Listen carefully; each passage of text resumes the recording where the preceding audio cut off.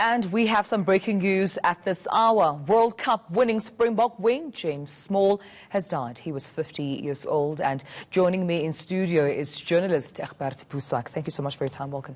Thank you very much. I mean, what are some of the details that you know so far about James Small's passing? Well, apparently it's quite sketchy at the moment. What we know, and that his mother's confirmed his death. Apparently he died at about 12 o'clock, which was just about an hour ago.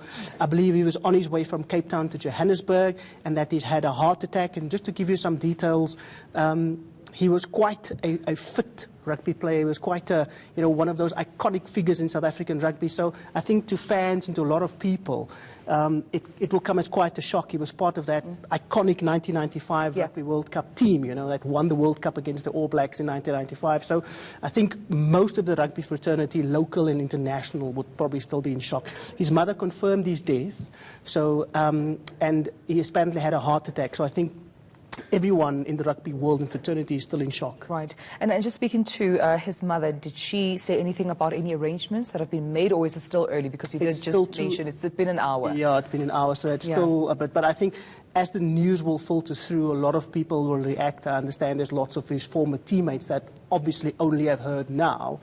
But just to give you an idea of what a player he was, right. I mean, this is a guy that was charismatic. Lots of people would have said he's the bad boy of South African rugby during the time, and it's just, he played at a time when South Africa just came out of sporting isolation. So it looked for big figures, larger than life figures, and he certainly was one of those players. He played for the Western Province, he played for the Lions. So he was, and his personal life, was at that stage quite a talking point for a lot of people. He married a model, but it was his prowess on the rugby field, especially during that 95 World Cup, that made him such an iconic figure. Right. I mean, that was indeed the class of 95, which is iconic as a team, especially just after the dawn of democracy in South Africa. Have we heard from, rugby associations, I mean, his former team players, or even his former, teams that he played for?